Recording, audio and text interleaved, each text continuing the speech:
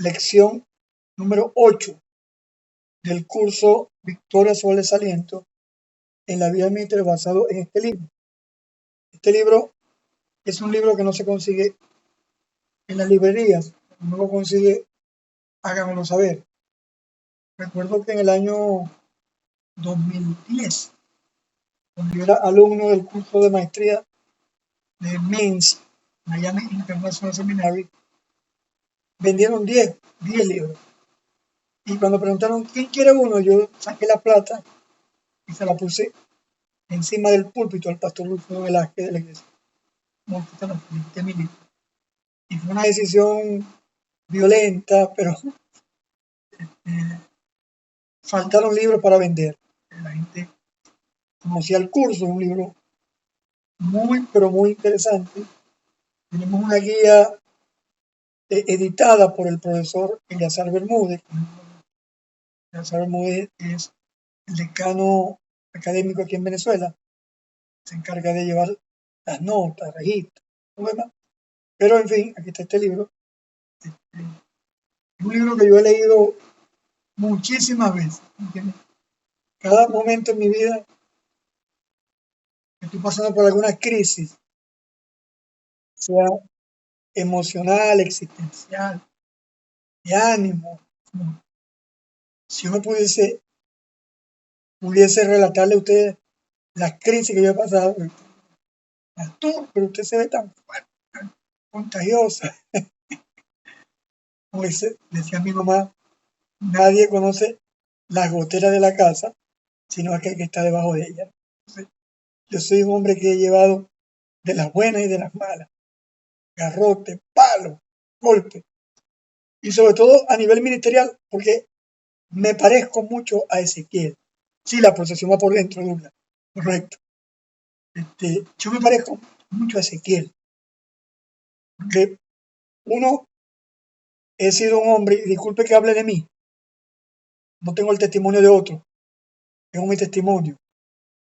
Número uno, he sido un hombre de muy firmes convicciones. Yo siempre le digo al Señor, Señor, cuando yo esté en tu presencia, me podrás decir de todo, pero creo que no me podrás decir que no lo arriesgué todo por ti. He sido, y una de mis grandes decisiones en la vida ha sido arriesgarme a dejar de ser un hombre popular por convertirme en un hombre de las convicciones de la palabra. Yo me levanté en la Organización Venezolana Iglesia Cristiana Evangélica. Soy estudiante del Instituto Bíblico Benecer.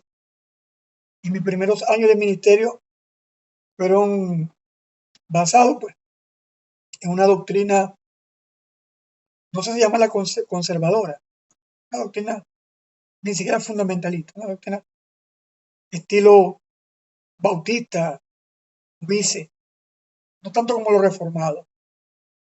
Pero a partir de los años 97, 98, me metí de lleno en el mundo carismático y neopentecostal. Aquí es donde usted me ve. Y eso me llevó a que en la OICE me hicieran la cruz a mí.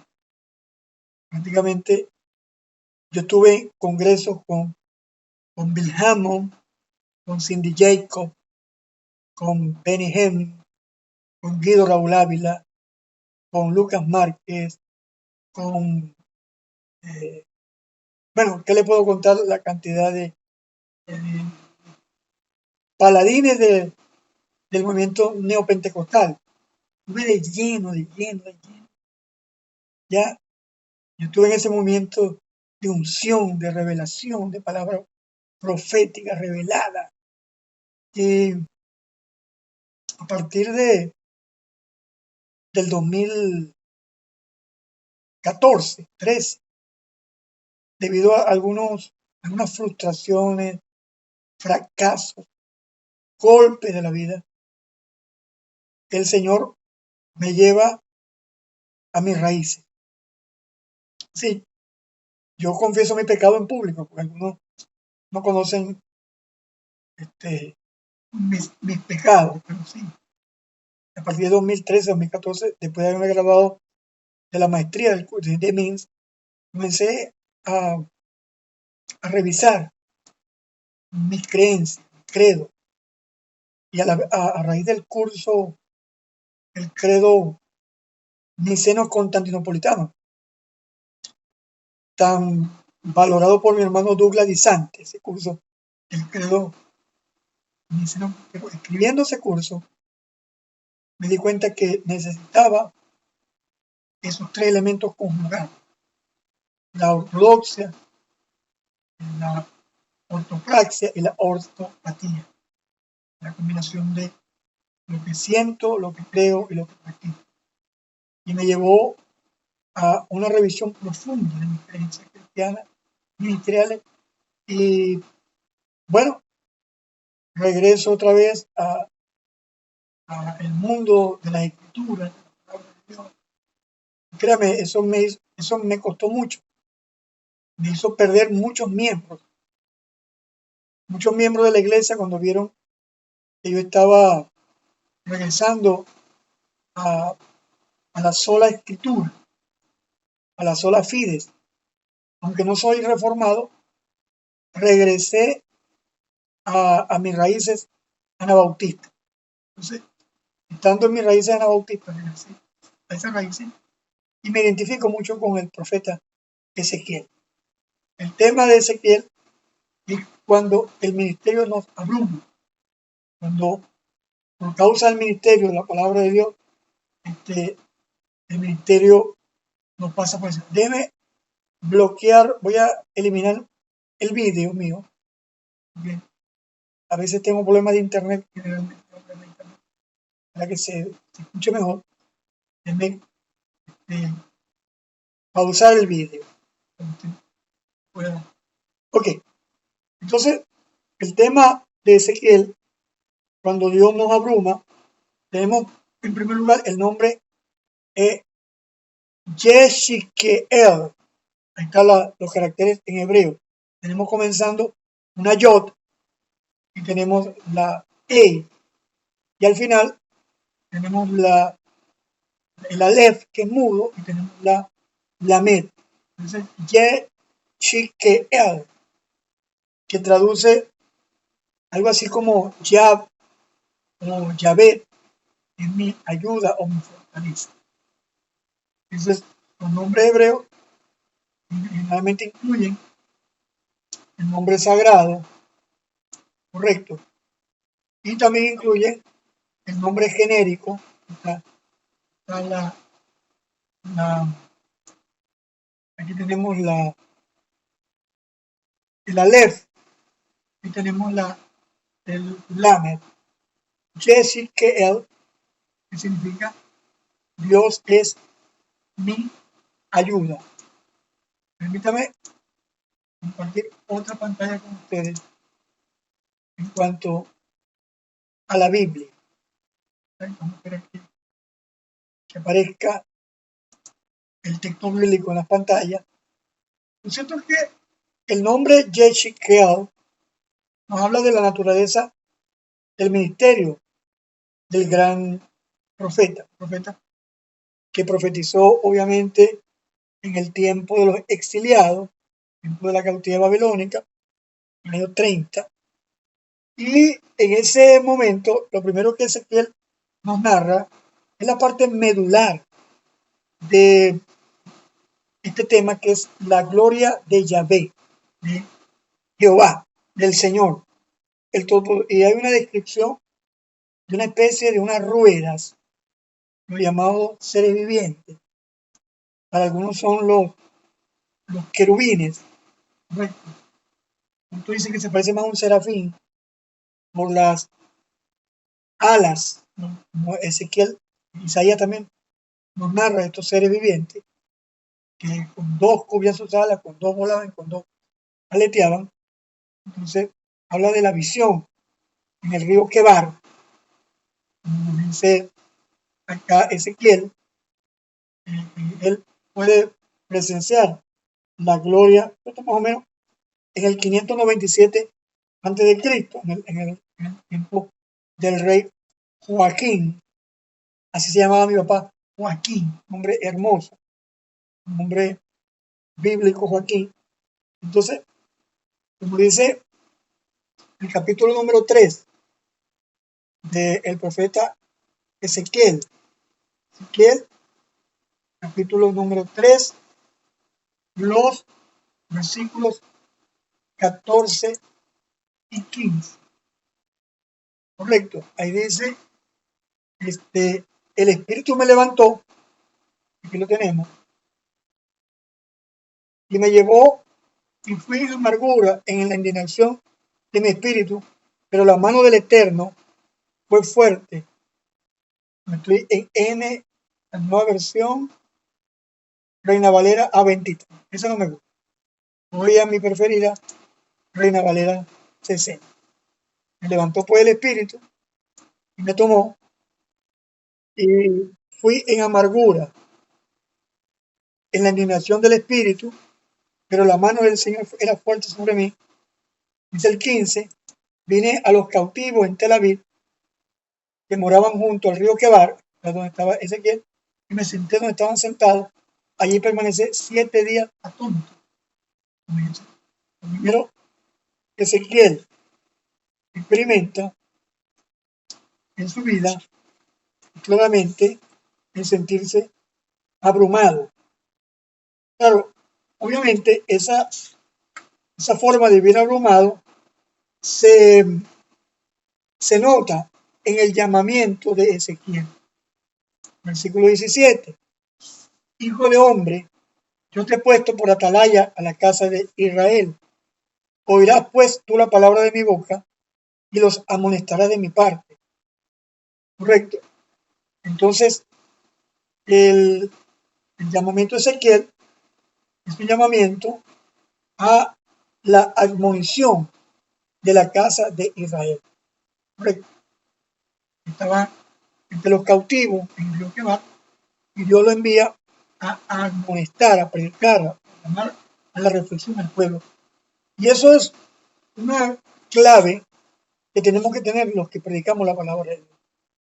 Es decir, tenemos que entender que lo más importante de la vida, del ministerio, es cumplir fielmente, eso vamos a ver un poquito más adelante, me estoy adelantando, el llamado de Dios. Dios muestra su gloria al profeta y luego demostrar su gloria para que Ezequiel tenga la fuerza necesaria para emprender lo que le espera, le dice cuál es el ministerio: amonestar como atalaya, como aquel que se monta una torre y está pendiente de los enemigos para evitar el peligro, a la casa del Señor. Ahora, ese desafío no es sencillo. Vemos en los versículos anteriores, versículo 3, 4 en adelante, vamos a leer hasta el versículo número 10. Luego me dijo, hijo de hombre, ve, entra en la casa de Israel, habla con ellos con mis palabras. Hay algo que yo he podido aprender con mucho golpe, dolor en la vida, es que Dios no está comprometido con mis palabras, pero sí con las de Él.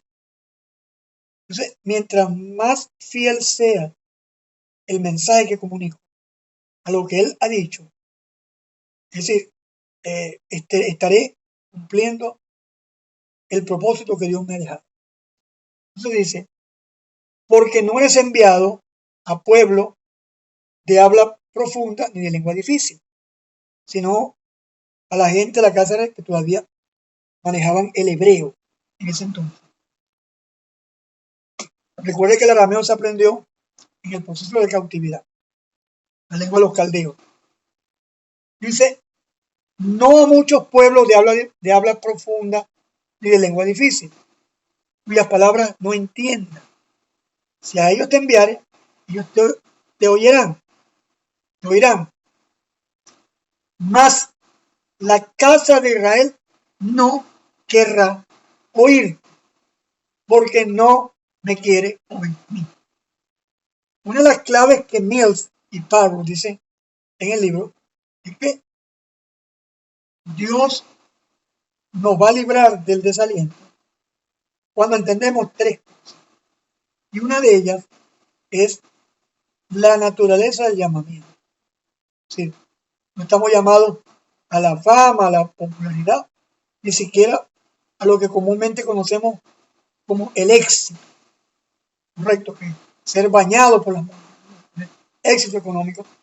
Ezequiel, de hecho, es un hombre, al igual que Isaías y algún otro profeta, es enviado con una comisión ya declarada de antemano.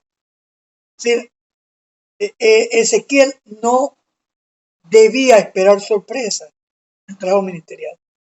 Ya Dios le había dicho a él, después que le mostró su gloria, su majestuosidad, su esplendor a través de la visión de que va de los seres vivientes, Ezequiel no podía más que saber lo que le esperaba. Ya de antemano, y hay un dicho que dice que guerra avisada no mata soldados, y si lo mata es porque no está preparado, pues no está alertado. Entonces lo envía a la casa de Israel, si la forma hebrea, Israel con Job al final, y dice, pero ellos no te querrán oír.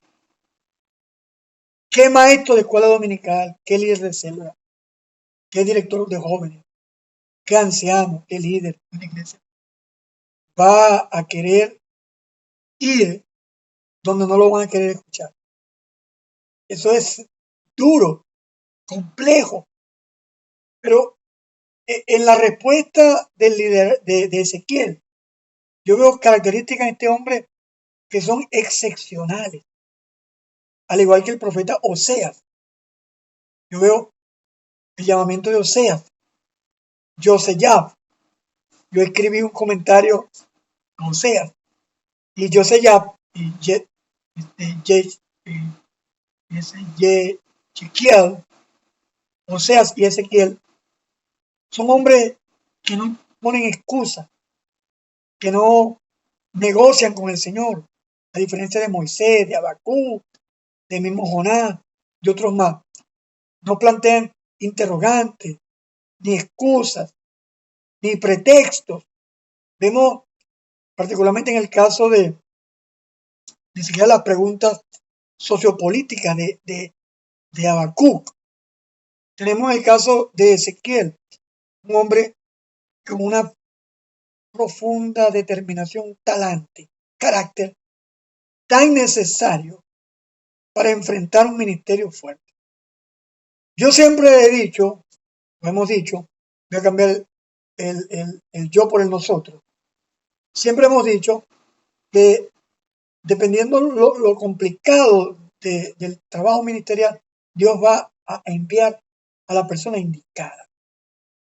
Los desafíos del ministerio nunca estarán por encima o no serán de mayor tamaño que aquel que va a ejercer el ministerio. Sí. Si Dios te llama a un lugar, te llama a una parte difícil, te envía a una zona compleja, con grandes retos y dificultades, es porque usted y yo, hermano, tenemos la capacidad de Dios para enfrentar esa situación. Ese fue el caso de Ezequiel. Digo, no te querrán oír, no te querrán oír. ¿Pero por qué? Porque no me quieren oír a mí. Hemos dicho siempre por años que si la gente no quiere escuchar a Dios, tampoco te va a escuchar a ti. Si la gente no se quiere volver a ti, y hablo de los hermanos de la iglesia, no me estoy hablando de los incrédulos, estoy hablando de los, diríamos que, haciendo un anacronismo, perdonen el anacronismo, pero los receptores de la carta de Ezequiel podrían ser los cristianos de hoy en día. Gente que conoce al Señor, que sigue su palabra, que disfruta de los beneficios de Dios. Si no lo está enviando a una manga de bandidos, de atracadores, secuestradores potenciales, está enviando a la casa de Israel, al pueblo escogido de Dios, nación santa, y nadie escogido pueblo adquirido por Dios, como resume fantásticamente el apóstol Pedro, un judío de Galilea. Entonces, si la gente no te quiere escuchar a ti, es porque no quieren escuchar a Dios. Si usted es de lo que predica un mensaje sano, bíblico, un mensaje transformador, con una sana interpretación, un mensaje bañado en oración y lágrimas, buscando el rostro de Dios, y la gente no da una respuesta favorable, como decimos en inglés, welcome to the club, bienvenido al club. Y el siervo de Dios, y el pastor Isidro Becerra decía que en Minsk ustedes tienen no solamente un teólogo, sino un pastor, y es cierto, en mis charlas, mis conferencias, más que un hincapié exegético, homilético, lingüístico, filológico, usted encuentra las lágrimas, el corazón de un pastor. Yo recuerdo en el año 97, vine a una conferencia en Lagomol, y se me acercó un pastor amigo que estaba en la conferencia y me dijo, Fonseca, ¿qué haces por aquí? ¿Tú estabas en Caracas? Yo, sí, yo estuve en Caracas, pero ahorita estoy aquí en Maracaibo porque voy a ser el pastor de la iglesia Benaía en San Francisco del Silencio. Y él me dijo, ay, chao, esa iglesia mata a los pastores, esa iglesia asesina. Fíjese una cosa, el pastor que más tiempo duró en esa iglesia, duró 3 años. Ya yo voy por 28, 25. Correcto. Pero ¿qué pasó? Ya yo sabía lo que me esperaba. Me esperaba lucha, divisiones. Yo recibí una iglesia como con 10 miembros, dividida. Una iglesia que no podía sostenerme económicamente. Yo tuve que trabajar vendiendo teléfonos, colecciones, casa por casa. Tuve que regresar a la educación. Yo le he dicho a usted que yo soy profesor de inglés. Tuve que regresar a la educación privada, a clases en los liceos privados. ¿Por qué? Porque necesitaba sostenerme yo estando soltero. Y a medida, y hubo muchísima resistencia, problemas y lucha. Yo a veces sentía que cada domingo era mi último domingo. Porque yo sentía, no sé cómo alguno de ustedes se habrá sentido, los pastores que están aquí, que le estaba predicando a las paredes, que el mensaje pasaba por encima de la cabeza de los oyentes, de los pocos oyentes que había en la iglesia. Llegando a la iglesia, una célula de un barrio circunvecino se fue. Eran como 60, 70 personas. Está viendo usted cómo, sin embargo, yo siempre cuento con los cultos de oración. Yo oraba como 25 minutos. Lloraba para arrancar el culto y no quería abrir los ojos para no ver que en el culto de oración habían 2 o 3 hermanos solamente. Una cosa de otro mundo. Usted va ahorita a Benaía y ve la iglesia bonita, arreglada, una iglesia pequeña, tendrá como 150 personas, una iglesia muy numerosa. Usted ve un buen grupo en la iglesia, pero eso es resultado de años de sufrimiento, de dolor. Entonces, en el año 2097, yo comencé a coquetear con el movimiento neopentecostal. Pero, ¿por qué lo hice? Porque estaba buscando fórmulas de crecimiento, de fama y de popularidad, de sentirme reconocido, de ser un ministro de la ciudad famoso. Y yo fui detrás de él.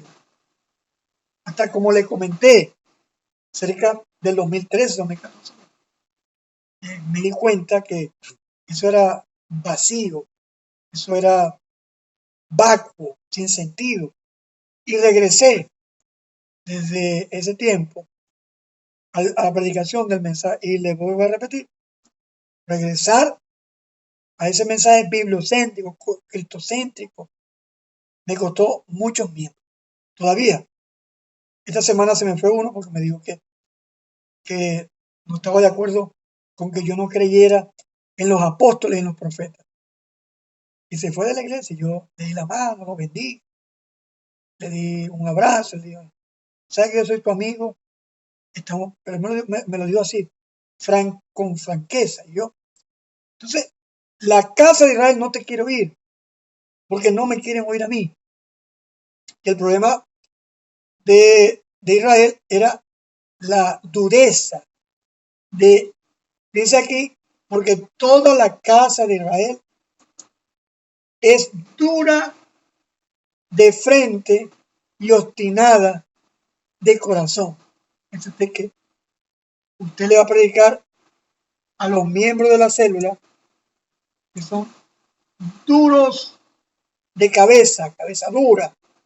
Toda la casa de Israel es dura, toda la casa, sino que, no, que hay 50 miembros que van a estar contigo y 200 no. No, que toda la casa. Entonces, una de las cosas y yo me identifico mucho con Ezequiel, es que yo entendí que la tarea no sería sencilla, pero entendí que lo único que podría, como le dice Mill en el libro, voy a regresar al vídeo, como le dice Mill en el libro, que lo único que nos puede librar del agotamiento es predicarle al auditorio de uno. Mire, cuando yo predico, la gente murmura, aún en la iglesia, y algunos me cuestionan, correcto. Pero he aprendido en los últimos años, digamos, los últimos 10 o 15 años. Usted me dirá, pero ¿por qué después de tanto tiempo? Porque los seres humanos cometemos errores y los errores son costosos, pero no hay nada más satisfactorio que, como dijo Pablo, ni mi palabra, ni mi predicación están fundamentados en la filosofía de los hombres, sino demostración del espíritu y de poder, plena convicción. Yo hoy, créame, me siento bienaventurado, me siento feliz, gozoso por serle fiel a Dios y predicar al auditorio de uno, como lo hizo un pastor que hace una cita acá en el libro de Ezequiel. Entonces, lo que Dios hace con nosotros está en el versículo 8.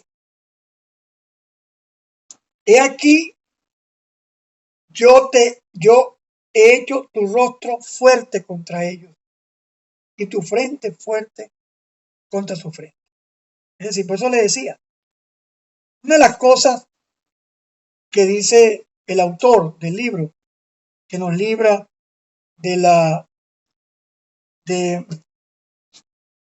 nos libra del agotamiento en el ministerio, son tres cosas que él cita en el libro, que nos hacen fuertes. En cuanto lo uno es la contemplación de la gloria de Dios. Es decir, Ezequiel contempla la maravillosa gloria de Dios. Él utiliza la referencia del profeta Isaías, cuando Isaías vio al Señor en un trono alto y sublime.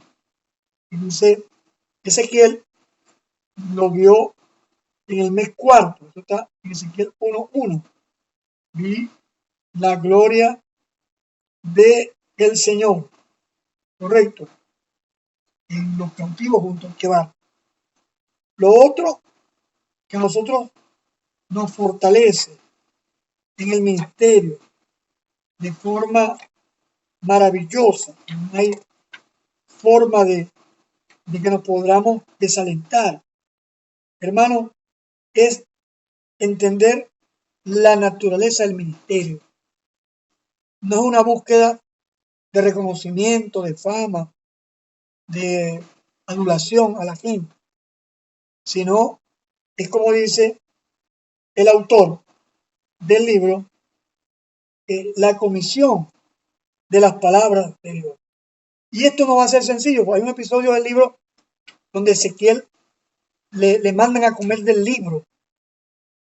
Y cuando come del libro, era sabroso al paladar. Cuando desciende al estómago, eran puras ayes y lamentación, era amargo. Y muchas veces eso es lo que ocurre en la vida ministerial. Apocalipsis 10, correcto. Se repite la cita del profeta Ezequiel. Douglas está afilado con Ezequiel porque él es el expositor de Ezequiel en la clase de MIN presencial. Entonces, una de las cosas que Ezequiel entiende y tenemos que entender es que no estamos predicando para obtener resultados. ¿Okay?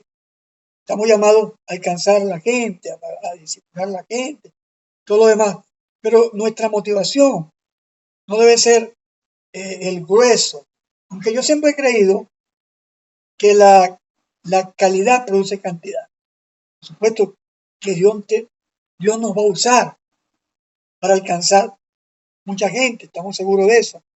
Pero nuestra motivación más prístina, más clara, no está en el hecho de alcanzar multitudes o no para Él.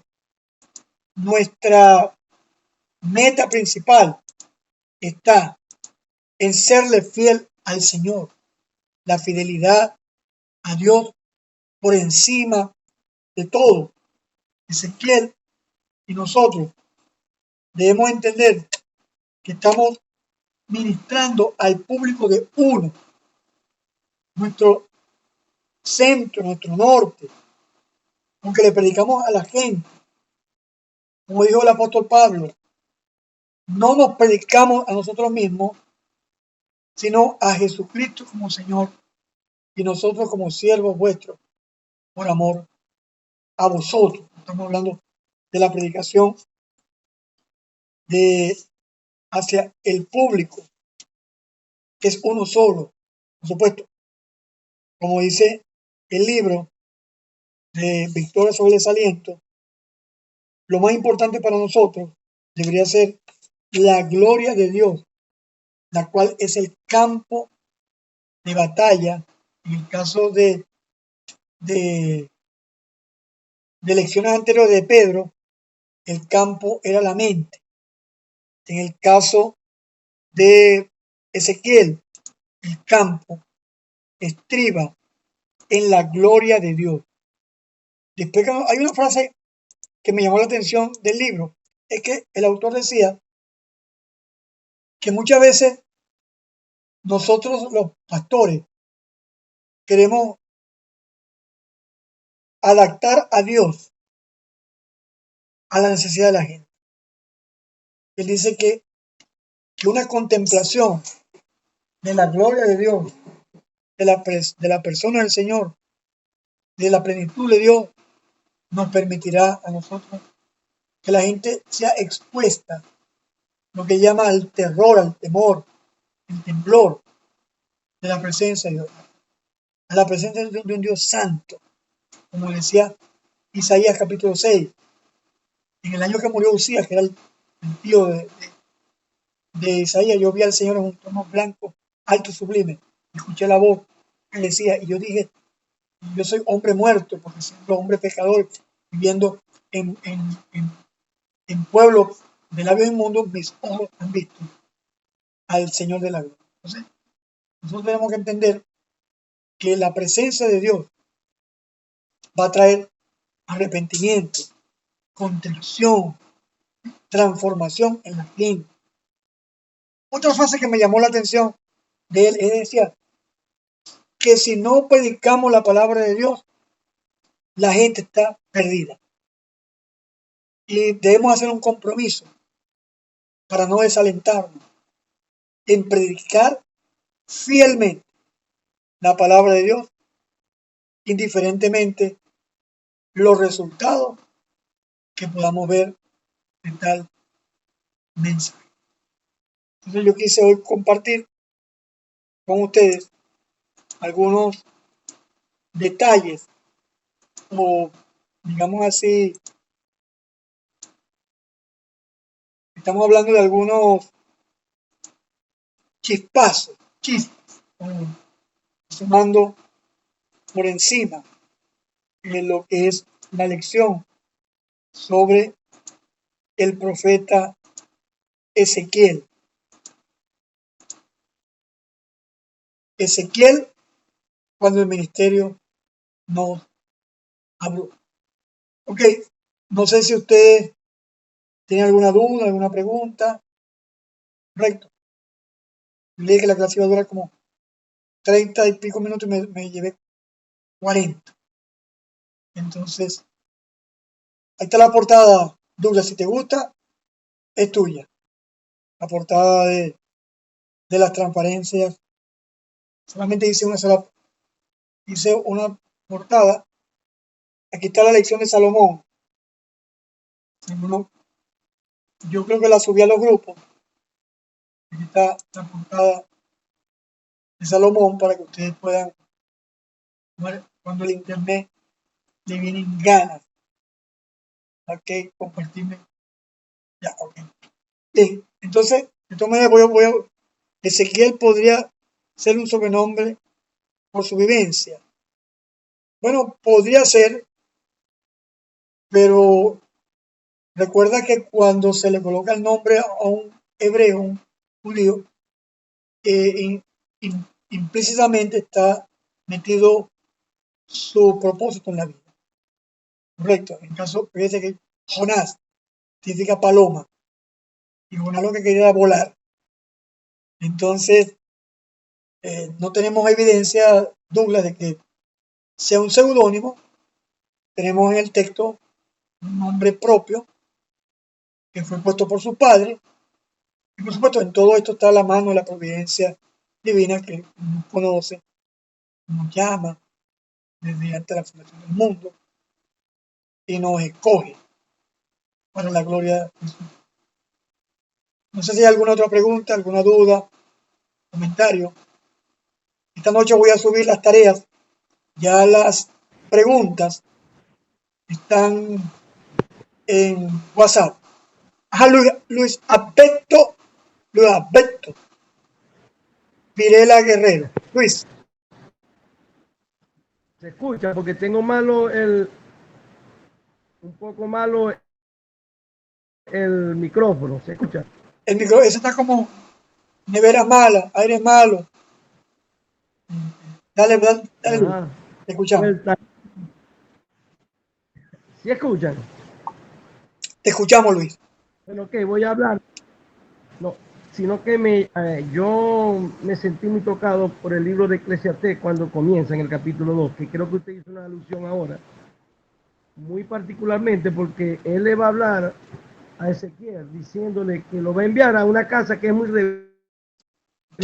Disculpa, Luis, dirás Ezequiel, no Eclesiastés. Ajá, Ezequiel. Le está diciendo lo más probable es que no te van a escuchar. Pero lo importante en todo esto es que habléis mi palabra.